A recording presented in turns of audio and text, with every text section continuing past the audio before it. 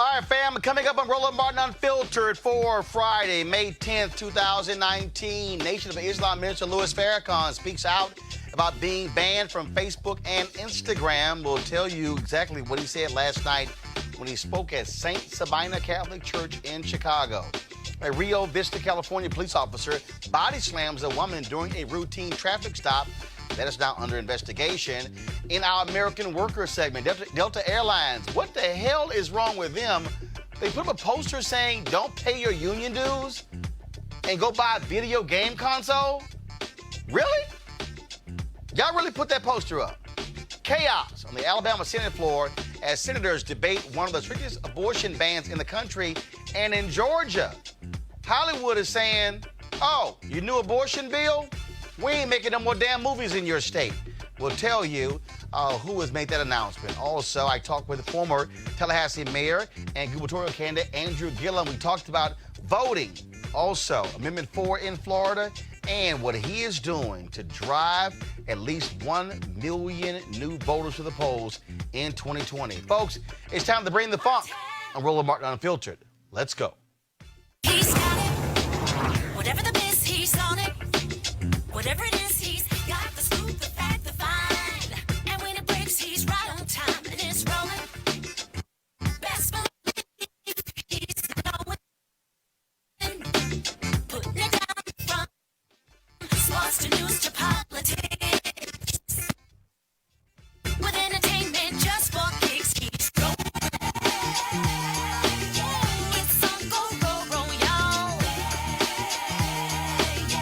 It's Roland Martin, yeah. Rolling with Roland now. He's funky, he's fresh, he's real, the best, you know he's Roland Martin now.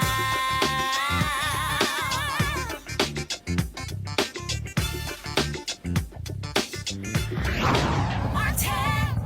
It was a week ago when Facebook announced the ban of a number of people who they say instigate hate on their platforms, banning them from Facebook and Instagram. One of those folks is Nation of Islam Minister Louis Farrakhan.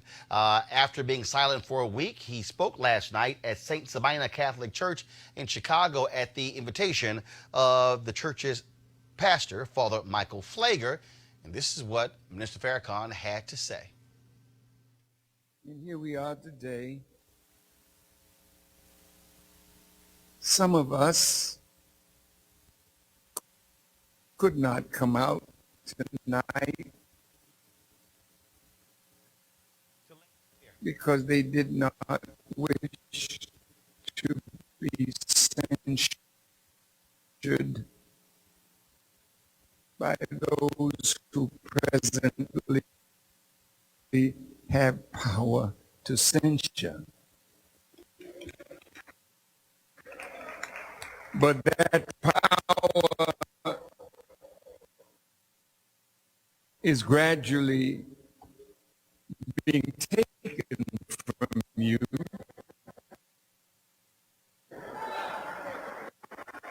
All right, folks, we have an issue with our video playback. So what I'm going to do is we're going to do an end around, so I'll work on that in just 1 second. But I do want to go to our panel right now to talk about that. But also, we'll talk about one of the other co-founders of Facebook, Chris Hughes, who says that Facebook has gotten too big. He published an op-ed in the New York Times saying it is time to break up the conglomerate. Our guest, Eugene Craig, CEO, Eugene Craig Organization, Teresa Lundy, founder, TML Communications, Joseph Williams, senior editor, U.S. News and World Report. Joseph, I'll start with you. Lots of drama. First of all, Facebook is preparing for a major fine from the Federal Trade Commission. Some say it could be as high as $5 billion. They've had privacy issues. They've been, of course, allowing third-party companies to see users' data. And so on this ban of different individuals who they say incite hate, which includes Alex Jones and others, they're now also having one of the founders saying they have gotten too big. And then you have people like Elizabeth Warren and others who on the road saying, who on the campaign trail saying that Facebook is too big. Do you believe that with Republicans and Democrats, both of them criticizing Facebook, we're moving towards it actually happening? I think we are, because we have both sides doing that. And in response to a lot of what has happened, you not only had the sharing of information, the political shenanigans from 2016. You also had the data breach that happened, where not only did Facebook share its data with Cambridge Analytica and some other people, they also got hacked, and users' information was spread far and wide. So I think it is time to break up big tech, but the question is what comes next and how do you do it? And the issue, Teresa, we're dealing with is, like, even when you're talking about what has happened, how Facebook has been such a disruptor. First and foremost, when you look at how they've obliterated the media industry, when you combine the digital dollars of advertising, literally 60 to 70% of all digital dollars going to Facebook, as well as Google, which owns YouTube, other platforms. And when you look at just the massive amounts of data they have here, Facebook has not done itself many favors with how they've responded to lots of this drama.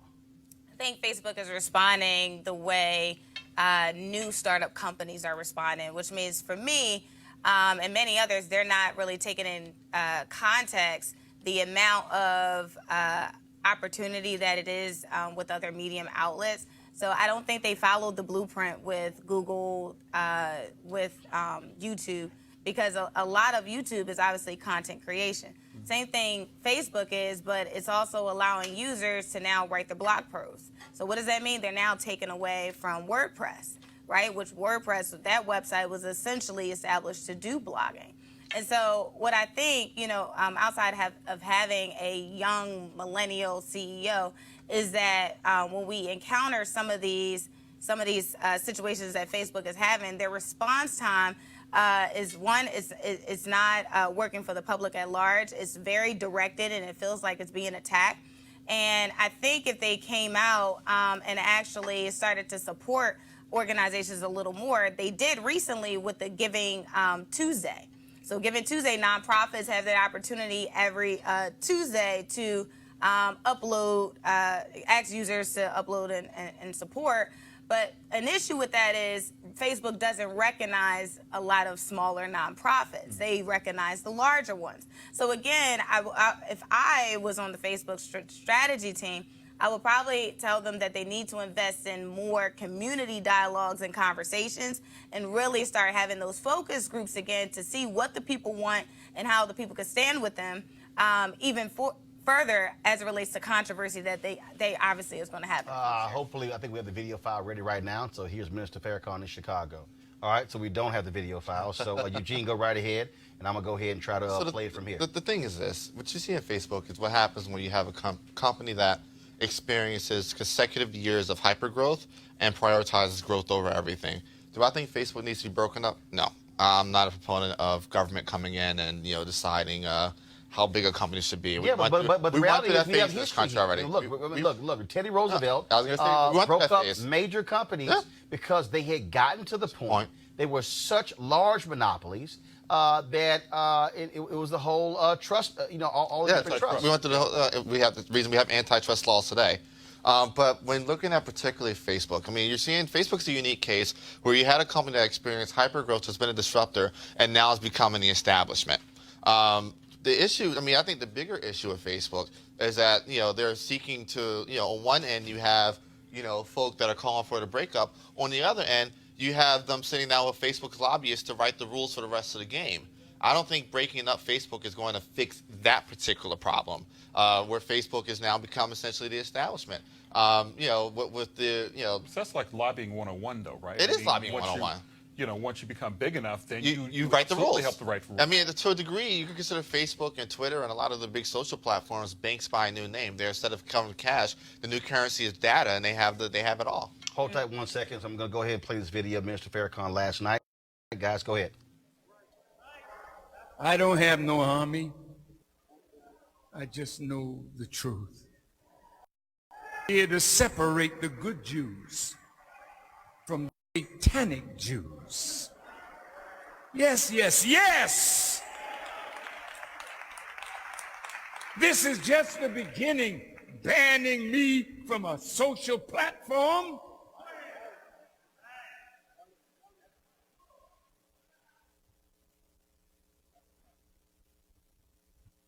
I use that platform with respect.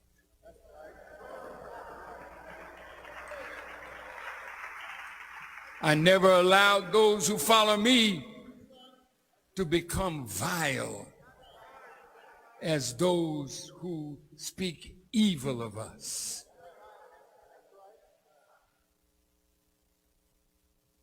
So I am dangerous. And here we are today. Some of us could not come out tonight because they did not wish to be censured by those who presently have power to censure.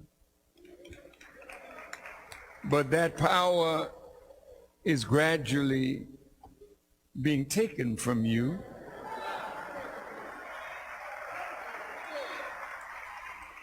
And I am so grateful to God that he made me an instrument to bring that end of your wicked system of injustice.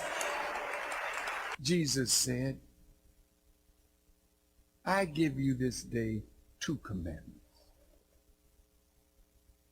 And if we focused on those 2 commandments, we can walk through what's happening with Facebook and Instagram and Twitter and the hatred that is shown toward me.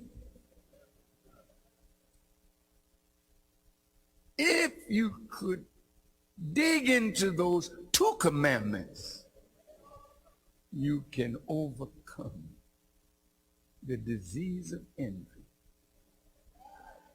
that keeps us divided against each other. I have not said one word of hate.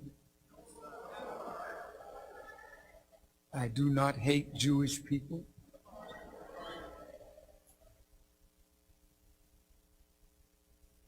Not one that is with me has ever committed a crime against the Jewish people, black people, white people, no matter what your color is.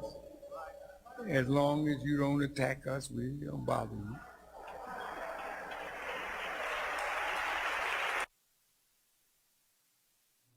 All right, folks, that was the interview there. Again, what is interesting here is Facebook still has not fully explained how they arrived at that decision to ban individuals. I think, look, yes, you can make that call, but it's still worthy of an explanation. Yeah. So you know what crosses the line. I mean, I'll say this. I think with a lot of the other... Or is this like porn in the Supreme Court? You know it when you see it. Right. Yeah, I think in this particular case, I think that with most of the individuals on that list, like Alex Jones and others, it's kind of cut and dry. When it comes to the Minister Farrakhan, what he's become is a lot of folks go to when they want equilibrium. When Senator Scott, wrote his article on the climate of our country, he used Minister Farrakhan for equilibrium, and I think that's what Facebook did here. Has Minister Farrakhan said some anti-Semitic things? Absolutely. Some indefensible things? Absolutely.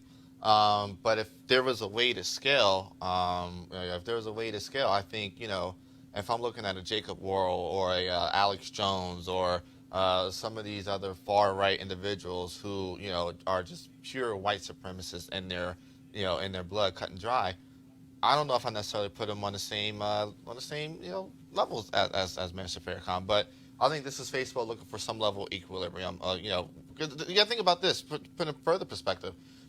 This time last year, Facebook was sitting down with folk on the right, about quote-unquote conservative censorship. So it's not as if Facebook hasn't taking the opportunity or bended the knee to the conservative movement and their bemoans.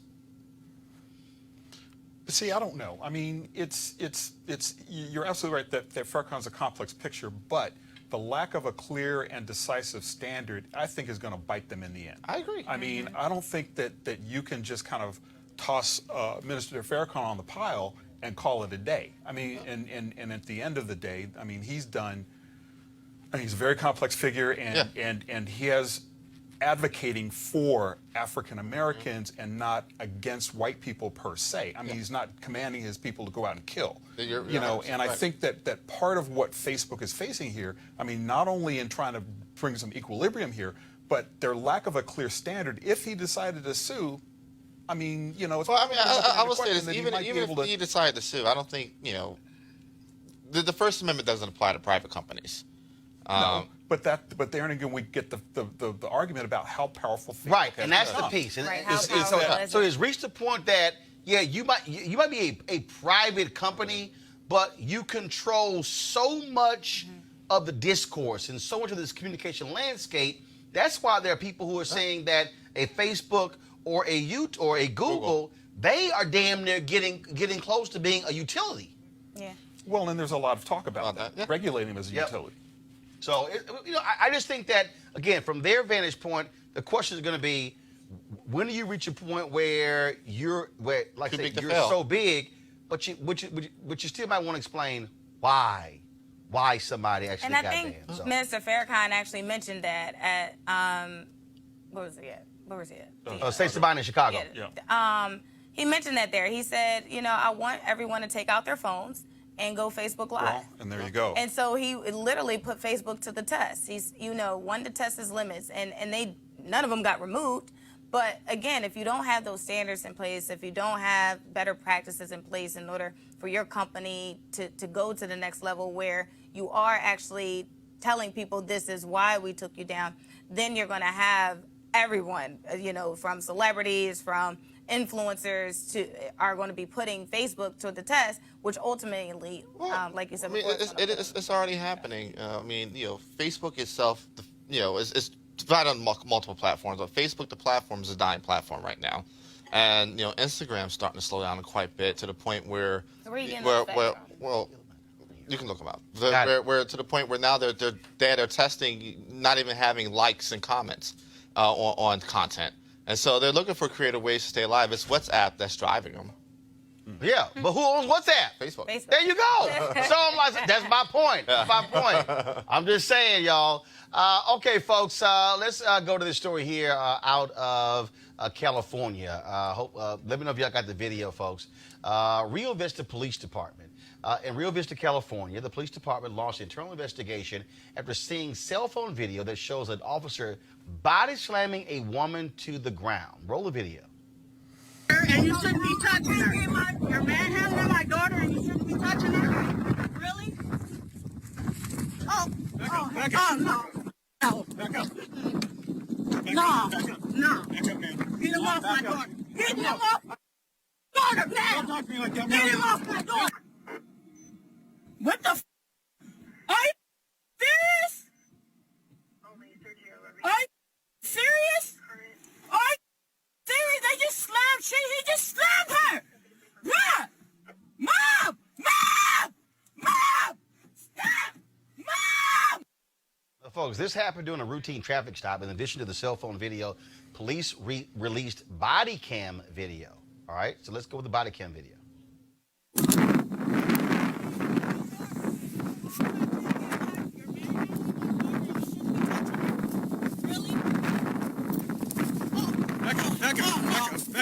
Back up. No. Get him off my daughter. Get him off my fucking daughter now. Don't talk to me like that, man. Get him off my daughter. No. Get him. No, you're not. Don't. All right, now, but see, this is one of the things that I keep saying, okay? I want you to roll that again, but here's the piece. You hear the cop say it, don't talk to me like that. Right. I'm sorry. First of all, there's nothing that says a cop can't get cussed out. All right? There's nothing. Actually, it's a protected right that you can cuss a cop out. There's nothing that says a cop cannot get cussed out. Mm-hmm. But to sit here and so she's watching her daughter get body slammed, and his concern is, don't talk to me that way. Here's the body cam footage again.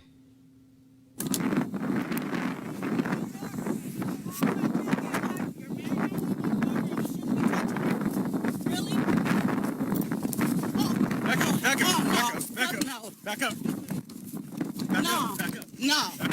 Get him off my daughter. Get him off my fucking daughter now. Don't talk to me like that, man. Get him off my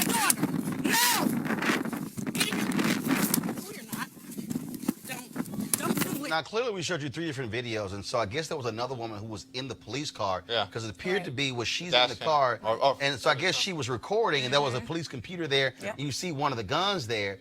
And Teresa, this is just the craziness where, okay, it's not like this woman is his size. Right. You mean to tell me that even if you're saying, okay, she's resisting, you don't have to body slam her in order to handcuff her? It's disgraceful. It is purely Because we played it, you unconscionable. jumped. I was disgusted. Well, I felt like I was in it, like, because it can happen to any of us at any time. She's getting pulled over for a traffic stop. I could be pulled over just for jaywalking across the street, right? And the same situation could have happened. Gratefully, no guns were pulled. But that's Small favor. But obviously there needs to be, I think, and I've always said this since the beginning, a departmental training where training and consequences where, if situations like this happen, then there needs to be some sort of, I don't know, take away from their pension or something so they can get the understanding that this is not allowed. I'll let you go, John. No, well, I'm just saying that training is a key, right? And we have seen this before. How many times? When I saw this, I was like, okay, stack this one with the other ones. I mean, just put it over here. But the problem, you put your finger on it, Teresa, is that training is not where it should be. I mean, anytime a situation with a woman who is clearly half his size gets out of control, you are poorly trained, and you're not handling the situation. I don't think it's training. Let me tell you something.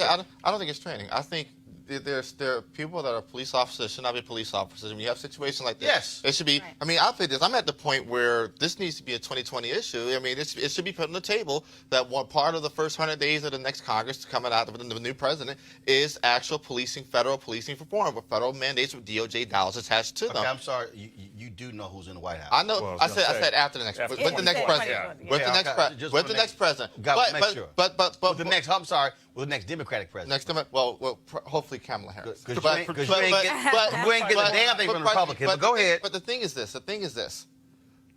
The one constant in all of these situations is police interaction that did not have to happen. There has to be a transformation in this country of what happens with police. There needs to be there's routine. There should be no such thing as a routine traffic stop. I think the scope of what police should be able to stop you for needs to be extremely narrowed down. No more. I mean, it's something.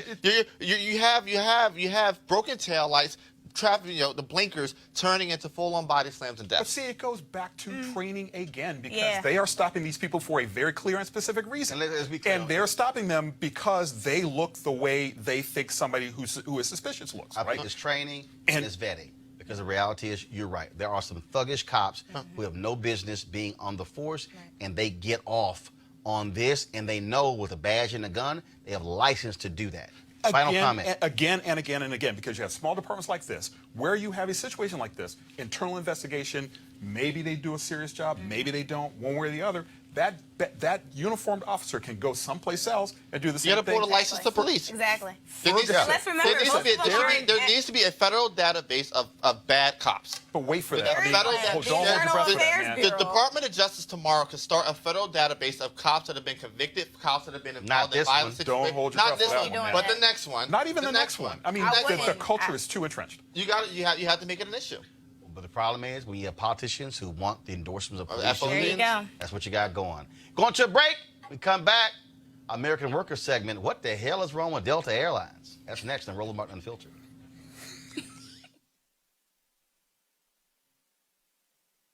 You want to check out Roland Martin Unfiltered? YouTube.com/Roland S. Martin. And subscribe to our YouTube channel. There's only one daily digital show out here that keeps it black and keep it real. It's Roland Martin Unfiltered. See that name right there? Roland Martin Unfiltered. Like, share, and subscribe to our YouTube channel. That's youtube.com/Roland S. Martin. And don't forget to turn on your notifications so when we go live, you'll know it. Hey, fam, I'm inviting you to come out swinging and join me for a day of golf at the University for Parents Golf Tournament on Saturday, June 22nd in Southwest Atlanta's Wolf Creek Golf Course. It's a golf tournament with a purpose, a fundraiser for the University for Parents, a program designed to empower parent learners through education, inspiration, and support. Now, when you empower the parents, you empower the children too. The location of the tournament is 3000 Union Road, and the shotgun start time is 9 a.m. To register, please go to www.u4parents.org, u4parents.org. For more information, be sure to call 770-316-3487. I hope to see you there. All right, folks, let's talk about, again, some craziness by a company, an airline, for our American Worker segment.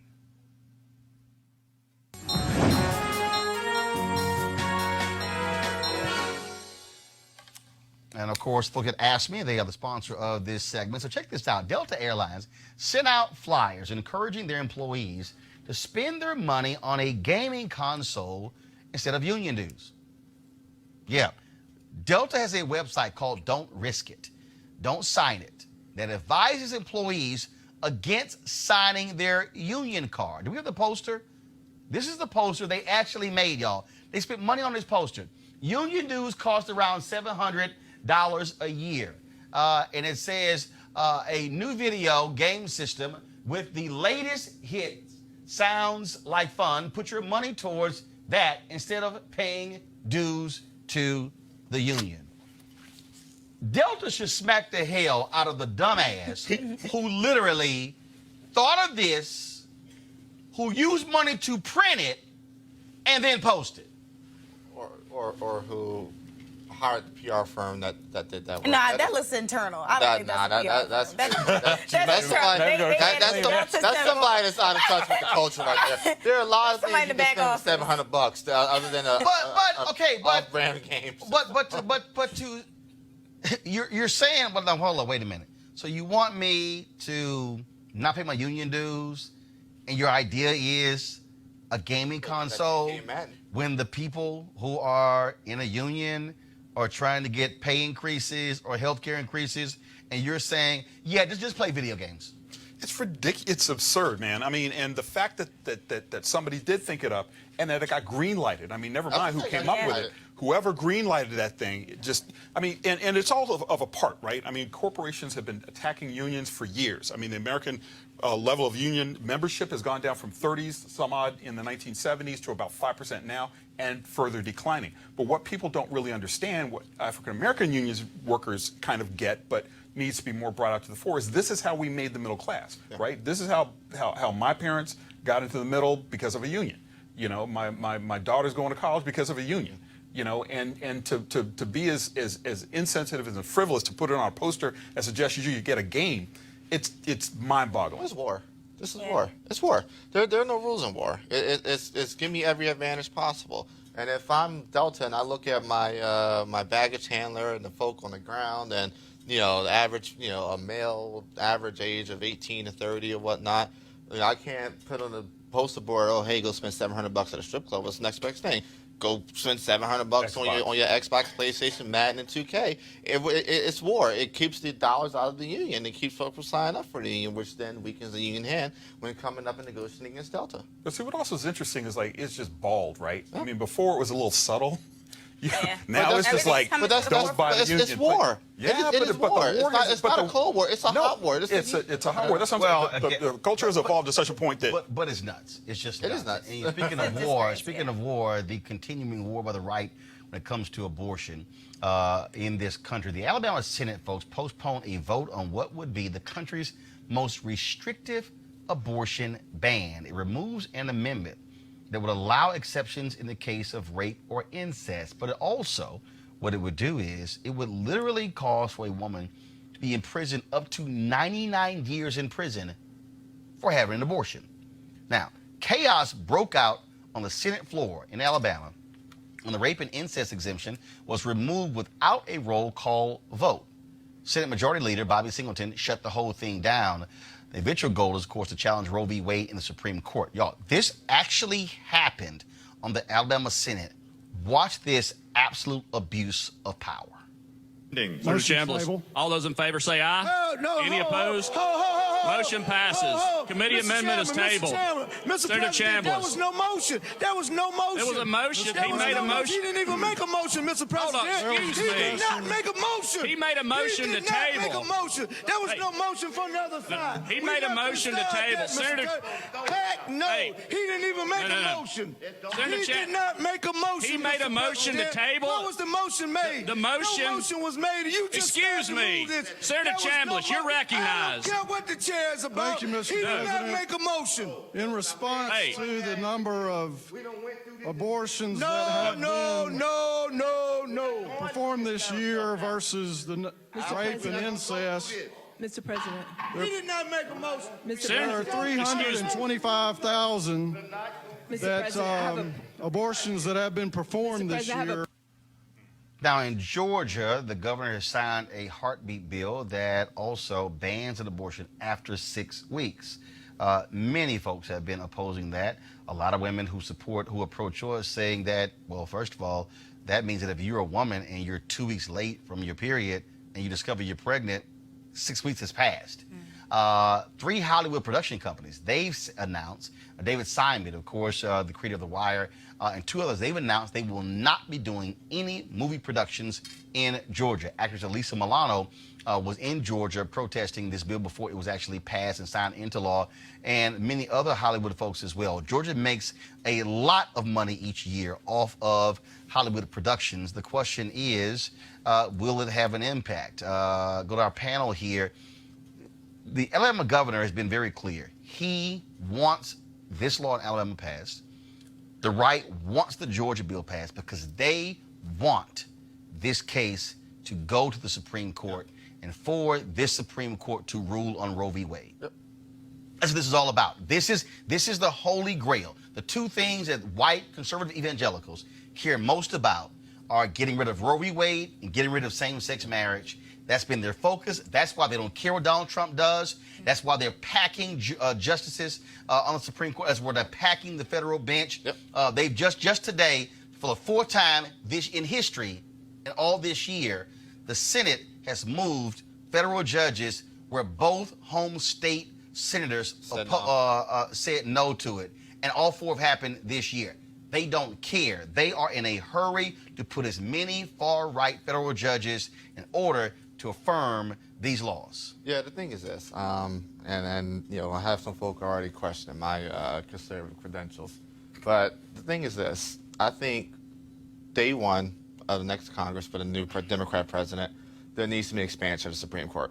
Day one. These cases aren't going to make it to the Supreme Court within the next 2 years. It's just the way the court's set up. Take maybe 80 cases a year or something like that. These cases aren't going to be in the next batch. So which means they're going to get pushed into 2021. On day one, whoever's Joe Biden, Kamala Harris, whoever, day one, the first thing after the cabinet's approved and confirmed, the very next thing, you need to throw another 5, 6, 7 justices up there. The Constitution does not limit our Supreme Court to Go from 9 to 14? You go to 9 to 14, 9 to 16, 9 to 20. I don't care. But I think that when it comes to the interests of women, the interests of black people, the interests of the future majority of this country, you need a Supreme Court up there that's going to protect those interests. Teresa, again, this is all white conservative evangelicals care about. Yeah, it is. And kudos to that elected official who actually spoke out. And I'm glad that obviously it was on camera, you know, because more of this needs to be shown to the forefront. First of all, before you continue, there are only 4 women who are in the Alabama Senate. They're all Democrats. So on the Republican side, there are no Republican women in the Alabama Senate. And so when these decisions are made, as such, there's no room for. There are white men making the decisions. Again, there's All no white men. pro-choice. It's crazy. There's no pro-choice. There's no Probably can decisions. benefit There's no from consideration. Right, and they probably do benefit from abortion. I mean, you just had a doctor there on the stand saying, you know, I performed X amount of abortions. Then just change your profession, become a gynecologist. You know, but for him to kind of just be, you know, like that was kind of like their focal point as it relates to the other conversations when it passed. I think, you know, that this was a telling moment, and now it's like, okay, so now what other states going to do, seeing this injustice happen? Joseph, money. If you're Georgia and all of a sudden you start losing billions of dollars because Hollywood pulls out, the question then becomes, will you see that pressure apply to other companies saying don't relocate your industries there? The question then becomes, of the industries that are already there, will people be bold enough to say fine and start boycotting those products? You got Coca-Cola, Ken and Coca-Cola sitting right there. Yep. I mean, look, this is really what you're going to. But again, this is the battle, because since Roe v. Wade was decided, this has been the one thing that white conservative evangelicals, this is what they care about the most. And they have a guy in the White House who frankly supported abortion rights, who was pro-choice, but now he doesn't give a damn, and he's giving them whatever they want. That was then, this is now, right? And let's not forget the confirmation hearings for Justice Neil Gorsuch and Justice Brett Kavanaugh were very much centered tacitly and sometimes openly on abortion, right? This is what they're there for. And it's all they're there for. It's all they're there for. And two things that occurred to me when I was seeing that tape. The first was North Carolina, which took a really big hit over the bathroom bill, brought the state basically economic pain, in a major way. Same thing in Indiana. When Pence tried to sign a bathroom bill, they passed it. Folks said, we're going to pull our business. They had to modify it. NCAA, exactly. And North Carolina lost the Super Bowl, and it lost a number, I think. NBA All-Star game as well. Exactly. So there is some economic pain coming Georgia's way, right? That's the first thing I thought about. The second thing I thought about was Arkansas. You rolled a tape maybe 3 or 4 months ago about the senator who stood up against the Stand Your Ground bill. Just gave them hell. Black woman just gave them hell, said, y'all don't know what you're talking about. Yep. Black men are going to die because of this. She stood up, she stood firm, and we have another example here. The question is, are they going to get the support they need? These black people kind of see what's going on. Yeah. Are they going to get the support that they need? And in calling them out, is more pressure going to be applied to these lawmakers who try to do these things in the first place? All right, well, folks, we'll see exactly what happens there. All right, folks, earlier today, I sat down with a former Tallahassee mayor and gubernatorial candidate, Andrew Gillum. We talked about the issue of voting. Also, again, Florida's Amendment 4 and his plan to register 1 million folks for 2020. We also talked about what Democrats should be doing to specifically, those running for president, to specifically target black men. Here is our conversation. All right, Andrew Gillum, lots of things happening in Florida. We'll talk about voting, but I want to first deal with this whole issue of Amendment 4. I kept telling everybody, I told Desmond Meade, I told Sheena, I said, I do not trust Republicans in Florida. I do not believe that they are going to just easily allow those 1.4 million folks to get registered. And it's no shock that we're seeing Republicans push forward this bill. And of course, Ron DeSantis, the guy who you ran against, said he is going to sign it. They do not want to accept the will of the voters when it comes to extending voting rights to formerly incarcerated. Yeah, I mean, Roland, they're doing exactly what we expected they would be doing. And, with all due respect to all those who held out hope that Republicans would do the right thing and lavished praise on DeSantis when he first came in because he didn't look as bad as they thought he was going to be. Well, I always kept telling people when they were asking, well, how do you think the governor's doing so far? I said, it's too early to tell. My grandmama used to say the proof is in the eating of the pudding, not in the pudding itself. So he's got to make his way through a legislative session. We don't know what kind of bills are going to end up on his desk, and we certainly don't know what they're going to do with them, right? So everything from now arming teachers to ripping away money from the public education system to the shredding, in my opinion, of Amendment 4 by adding what is equivalent to what I believe is a poll tax, by adding fines, fees, restitutions as a condition of being able to get out there and register to have your rights again. Now, Roland, in the state of Florida, in order to make it onto the ballot, a constitutional amendment to make it onto the ballot, the language must be approved by the Florida Supreme Court. And they go meticulously through every line, every sentence, making sure the intent is extremely clear to the voter, making sure that there's only a single issue. Well, in this case, they went through that process, and Roland, nowhere in the language was there a requirement for court fines and fees to be added as a condition in order to have your rights restored.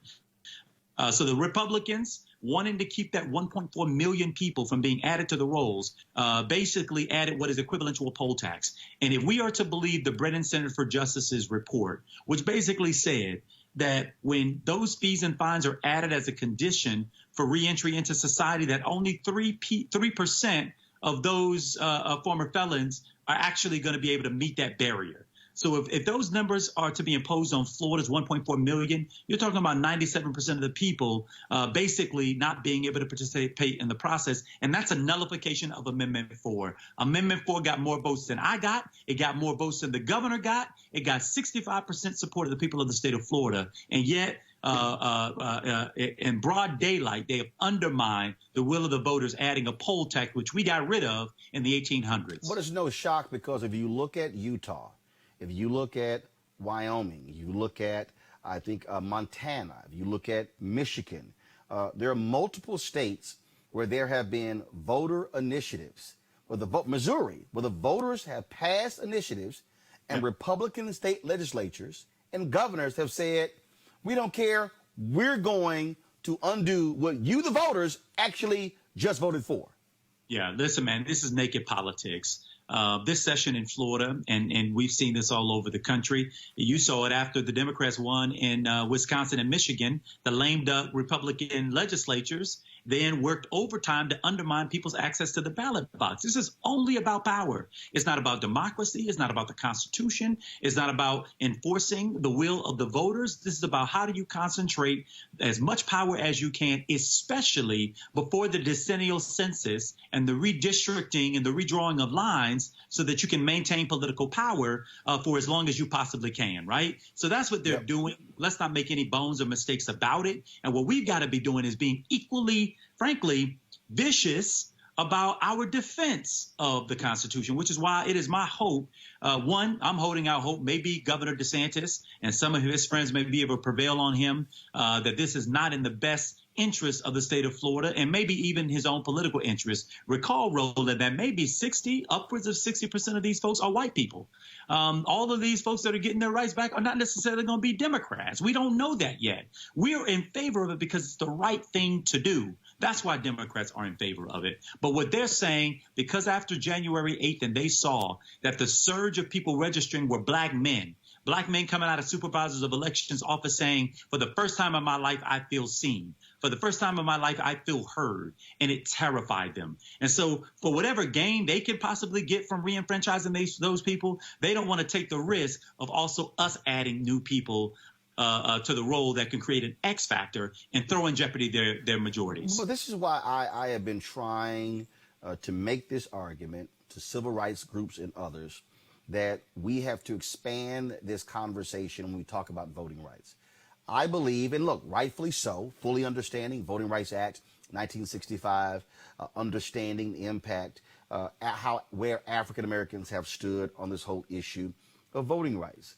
But what we're seeing Republican state legislatures, Republican governors, Republicans in the House and the Senate, Republican presidents. What they're doing is they are even denying voting rights to white Americans. Oh, yeah. You talked about Wisconsin, where you had in 2016, a federal judge called in Governor Scott Walker's office and said, the voter ID was approved by the Obama Department of Justice. Why are you dragging your feet in the issuing of voter IDs? Then you have in these other states, when it comes to gerrymandering as well, there was a clerk in Wisconsin who said she purposely moved an early voting location off of a college campus, largely white students, because too many of them were voting Democrat. Moved it to an out-of-the-way location with a small parking lot, hard to get to. What we're seeing is young white voters disenfranchised. We're seeing elderly voters disenfranchised. And so we've got to issue the clarion call to white folks. This ain't just about us. You are also getting screwed, and you better be in this fight. In fact, the Ohio law that went to the Supreme Court that purged the list, where a guy said he was taken off the list because he had not voted in a couple of cycles. That was a white man who filed that lawsuit. And so I think even with Amendment 4, we got to say to white folks, hey, black folks have been fighting this thing. Y'all getting screwed too. Y'all got to get in this fight. Yeah, it's interesting you mentioned that, Roland. I testified earlier this week at a field hearing that Chairwoman Marcia Fudge held down in Broward County at the start of the week. And Congressman Alcee Hastings was there. And I mean, the man is the dean of the Florida of the Florida delegation and knows well these tactics. He said in front of that committee room, listen, black people for 200 years, add to it 400 years, have had to deal with these kinds of struggle after struggle, suppression, marginalization, being discounted in the process, he said, we're going to persist. But this impacts also white voters, as you have already indicated. Do you know that it was Parkland, Florida, a pretty white area of the state of Florida, obviously where the Marjorie Stoneman Douglas shooting took place? It was the 18 to 25-year-olds whose vote rejection rate was higher than any other area in the state. These were young white voters who had,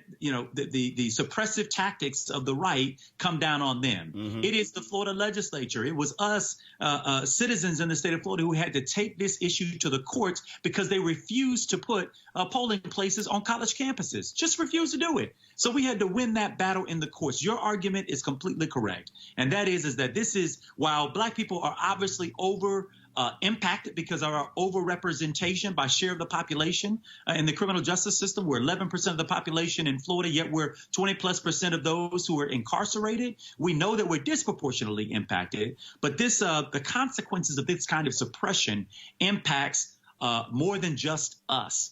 And the broader we can build this coalition, which is why I give credit to Desmond and to Sheena and to the Florida Rights Restoration Coalition, because they did try to span outward to bring more people into this process. That's how 65% of people in the state of Florida passed this amendment, because many of them have relatives, husbands, families that are impacted by the effects of Amendment 4. But what the legislature and the governor are telling us is that they don't want any X factors in this process, that they're willing to do whatever they can to suppress whomever they need to suppress in order to maintain their majorities, their narrow majorities. Let's talk about the initiative that you are launching in Florida. It's somewhat similar to what Stacey Abrams did in Georgia. So explain to folks exactly what this is and the impact you want to have, not just on the 2020 presidential race, but what people need to understand, those state representatives, state Senate races, yes, those school district races. Republicans have a supermajority in Florida, largely because of gerrymandering. And so talk about that initiative. Yeah, so to your last point, I want to pick up on this. The majorities that Republicans hold in the House and in the Senate and the Florida legislature don't make sense when you consider what happened in the last gubernatorial and U.S. Senate race. Bill Nelson lost his seat by 10,000 votes out of 8.3 million votes cast. My race for governor came down to 33,000 votes out of 8.3 million votes cast. Now, how is it that you can have margins that are within 0.4% difference and below, yet the Republican legislature have 70, of the House members of 120 legislature are Republicans? It just doesn't make sense. That is a function of the kind of work that Attorney General Holder is leading right now around this redistricting effort. These are elected officials choosing their voters rather than the voters choosing their elected officials. And so coming off of my race, where again, 33,000 vote difference with 85,000 votes that didn't get counted, ballots rejected over the state of Florida because of signature mismatch, where the W in your signature didn't match the W in your signature from a year ago, and an untrained person looks at your signature and decides that they're going to invalidate your constitutional right based off of that, right? Federal judges were very clear in the recount process that Florida needed to change that law and that it needed to get a cure process in place that was universal across the state of Florida. So they've already got the law on their side, right? Now what we've got to do in Florida is we've got to get back to our basics. We got to get back into our communities, back into our neighborhoods, talking to our voters further out than 6 weeks before an election, so that they know that we're there with them in election cycles and outside of election cycles. And so what we've committed to is registering 1 million voters in the state of Florida. Now, without the 1.4 million former felons returning citizens, we got 4 million eligible unregistered voters in the state of Florida. 4 million? Right? 4 million eligible unregistered in the state of Florida, right? And so you add to that the returning citizens, we got a lot of runway for getting our numbers up. When Barack Obama was on the ballot in Florida in 2008, Democrats had a registration advantage over Republicans of over 700,000 more registered Ds than ours. When I was on the ballot 10 years later, that registration advantage has shrunk to around 250,000 Democratic registration advantage. And at the same time, white 65 and older white voters migrating into the state shifted who votes and the type of voter that's showing up in our election. A more conservative voter, more Midwestern voters. So when Obama was on the ballot in 2008, 65 and older white voters represented 21% of the total vote share. And my election, white voters 65 and older represented 35% of the total vote share. So we've had a precipitous decline in our registration, and at the same time an increase in older white, more conservative voters showing up in the process. And in spite of all of that and all of the built-in structural electoral disadvantages that we had, we still got closer than we did in 24 years in the race for governor. So the best thing that I could do in this case, Roland, was to put my energy, effort, apparatus, the 77,000 volunteers that worked on behalf of my campaign, the $55 million that was spent trying to make me a household name across the state of Florida, and the 33,000 vote difference that was had, and the 4 million people who went out and vote for us, to get them energized around this effort around registering and engaging more voters and more of our voters. But registering is one thing, turnout is another. And so I think I cite this all the time. The Tallahassee Democrat had a story that showed how Ron DeSantis won over you. Yeah. And the reality is, and they broke it down by county, you talk about those older white voters. The reality is older voters, whether they are white, whether they are black or Latino, they vote more than anybody else. They are going to vote. It's trying to get those folks who are 18 to 49 to understand the power of voting. And when you look at that particular chart, I would dare say, and I was trying to pull it up while you were talking, the first 12 counties, red. Yep. 70+%, 69, 68. When you got down to Miami-Dade and Broward, 57.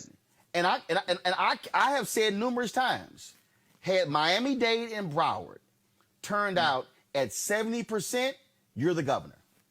It's all over, but you're right. So listen, we know that everybody who's registered to vote doesn't necessarily vote, but it certainly helps to have more marbles on the table so that if a few roll off, it doesn't cost you the whole election. And so my only point was, and by the way, I want to give credit to many of the groups that were out there doing this work. We were expected to have 6.1 million people vote in this gubernatorial election if it kept track with what the previous trends of every 4-year gubernatorial cycles were like. Well, in this race, we came close to presidential levels. We came close to the same numbers Obama turned out in 2008. We had 8.3 million people vote, and I think he may have had 8.6 million people. So we reached presidential level turnout in the midterm election, a gubernatorial race, more than 2 million more voters than were expected. Young voters doubled their numbers. Black voters, for the first time in the history of this state, voted their share of the population. The problem is, let's get really granular about this. Right. In precincts where I won 65% of the vote or more, compared to precincts where DeSantis won 65% of the vote or more, his precincts turned out 10 points higher than my precincts. So even in communities where we have a propensity for voting and the numbers exist there, we still didn't maximize the turnout. We didn't have to close a 10-point gap in those areas. We needed a 2-point gap closing in those areas. And that's why I think we talking about being as granular.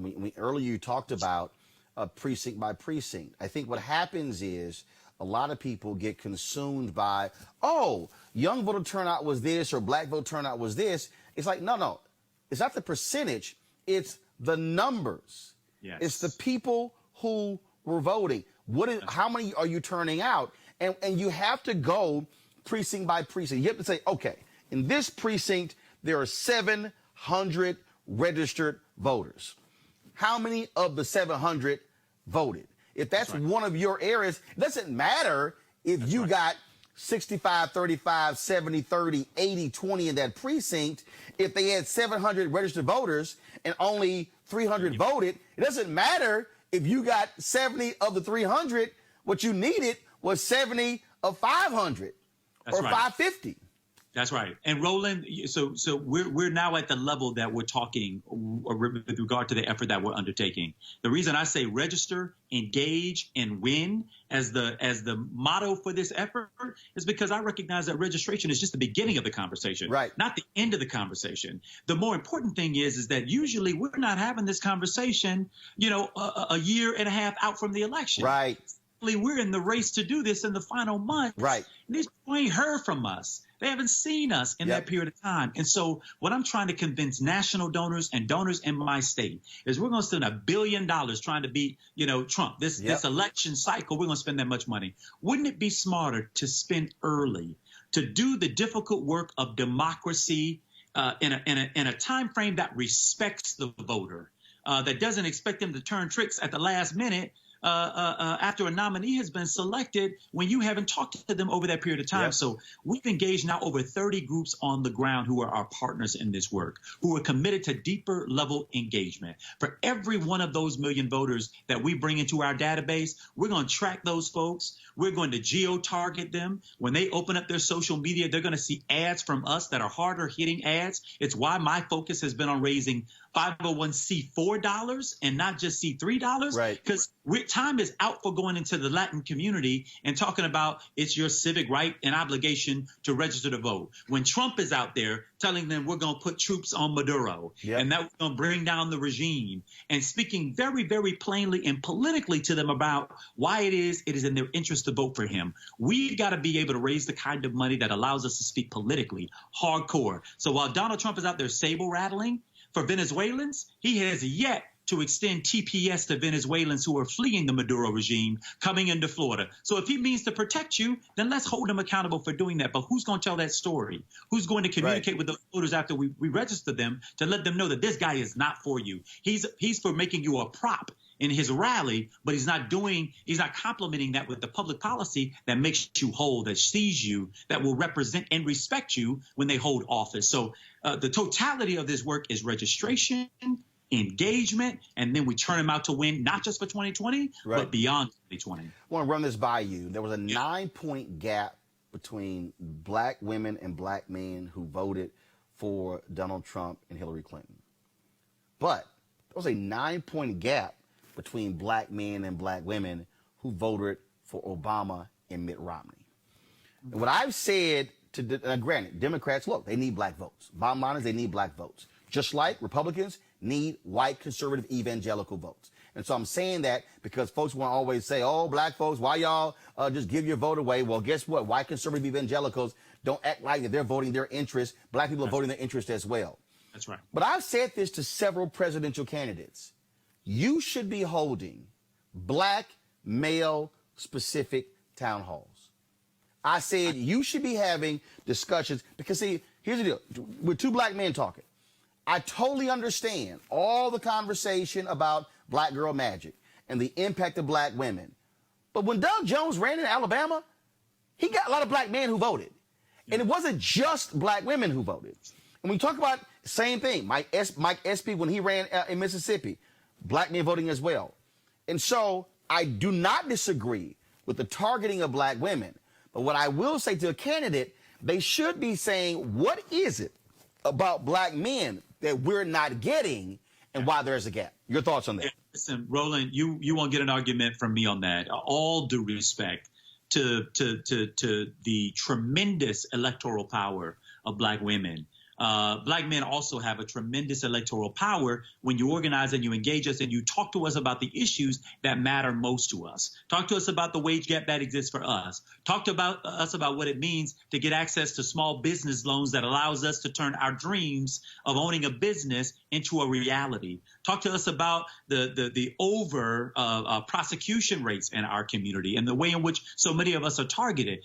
We do have to begin to engage this thing, and that's why I have never bought, and if I had advice to any of them running for president who are avoiding having a conversation around what your black agenda looks like, I would ask them to revisit that and to do it in a hurry. This idea that the rising tide lifts all boats, when we know that if that were true, the kind of disproportionate inequality that we see in the system wouldn't exist if the rising tide truly lifts all boats. Some of those boats are tethered to the ground. And many of those boats that are tethered to the ground are holding black men and black women in them. And so how is it that we're going to structure a system that sees them and that reflects the needs of those communities? And if we I just saw they did in Texas, your home, on your stomping ground, the women of color. President's Reform.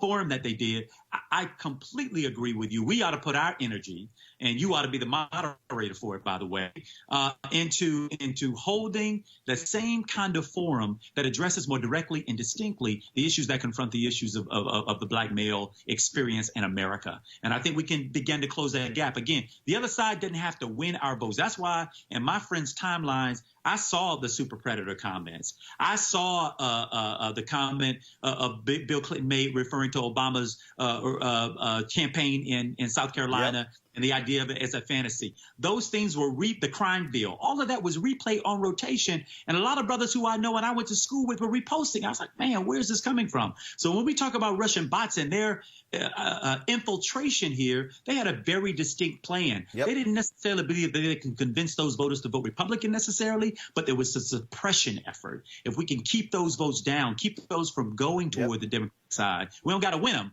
But the truth is, we got to lose them less. And that means keeping some of us out of the arena. If we do that, I think it could play a very, very tremendous role in helping to motivate more men of color to participate. Well, I'll tell you what, Andrew, when it comes to this issue of voting and mobilization, it is about fighting, is understanding public policy. And what I keep telling people, I've never self-identified as a Democrat or Republican. I look at issues. And the reality is, when you look at the issues that are being driven by Donald Trump, driven by Republican state legislatures, it has a negative impact on African Americans and obviously the Republicans. That's why you're not going to get black votes.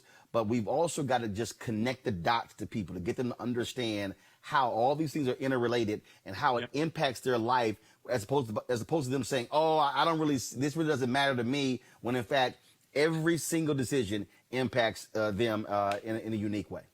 Totally agree. And Roland, one of the reasons why we're trying to really ground this effort at the local level is because as much as we want to motivate people around the presidential politics, for some of the people we have to move, we got to move them on the fact that they're dealing with police brutality in their neighborhood, on their street.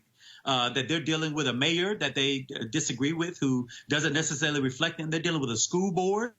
They're dealing with a county commission. And so our ability to help relate voting to how it changes and impacts on people's everyday lives is critically important. I carried Sanford, and we flipped a lot of that area largely because there was a black woman for the first time running for mayor in Sanford, Florida, in an area that got woke up after Trayvon Martin. There you go. And the combination of me at the top of the ticket for governor and a woman running for mayor in that area helped to really transform and created the kind of energy that was necessary. So the local piece of it, we got to ground this at a level that people can see their very lives reflected in the issues that are being decided. They already know Donald Trump is uniquely unqualified for his job. But the truth is they felt like they were doing bad before him. They're doing bad through him. And they don't necessarily believe that they're going to do better whichever way it goes, Democrat or Republican on the other side. So we got to now convince them that is not true and that we got the policies to answer those questions for them. All right. Andrew Gillum, I appreciate it, man. Thanks a lot. Thank you, brother. Wishing you well, man. Keep the voice loud. Will do.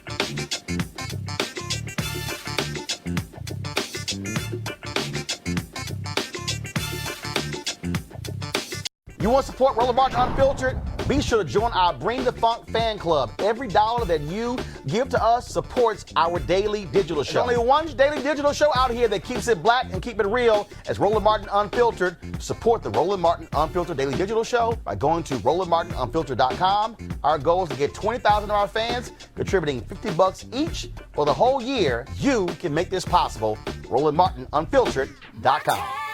Hey fam, want to check out Roland Martin Unfiltered? The blackest show on all of digital, cable, and broadcast. Check out our audio podcast.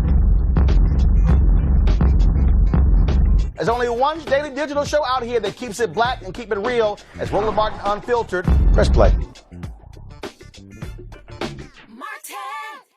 You want to check out Roland Martin Unfiltered? YouTube.com/Roland S. Martin. And subscribe to our YouTube channel. There's only one daily digital show out here that keeps it black and keep it real. It's Roland Martin Unfiltered. See that name right there? Roland Martin Unfiltered. Like, share, and subscribe to our YouTube channel. That's YouTube.com/Roland S. Martin. And don't forget to turn on your notifications so when we go live, you'll know it.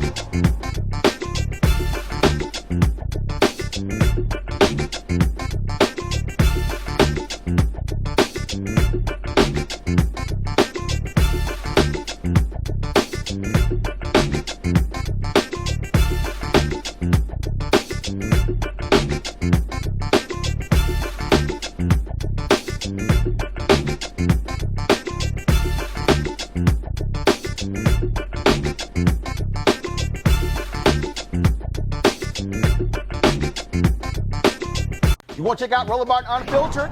YouTube.com/Roland S. Martin. And subscribe to our YouTube channel. There's only one daily digital show out here that keeps it black and keep it real. It's Roland Martin Unfiltered. See that name right there? Roland Martin Unfiltered. Like, share, and subscribe to our YouTube channel. That's youtube.com/Roland S. Martin. And don't forget to turn on your notifications so when we go live, you'll know it. You want to support Roland Martin Unfiltered? Be sure to join our Bring the Funk fan club. Every dollar that you give to us supports our daily digital show. There's only one daily digital show out here that keeps it black and keep it real as Roland Martin Unfiltered. Support the Roland Martin Unfiltered daily digital show by going to RolandMartinUnfiltered.com. Our goal is to get 20,000 of our fans contributing $50 each for the whole year. You can make this possible. RolandMartinUnfiltered.com. Hey fam, want to check out Roland Martin Unfiltered, the blackest show on all of digital, cable, and broadcast. Check out our audio podcast.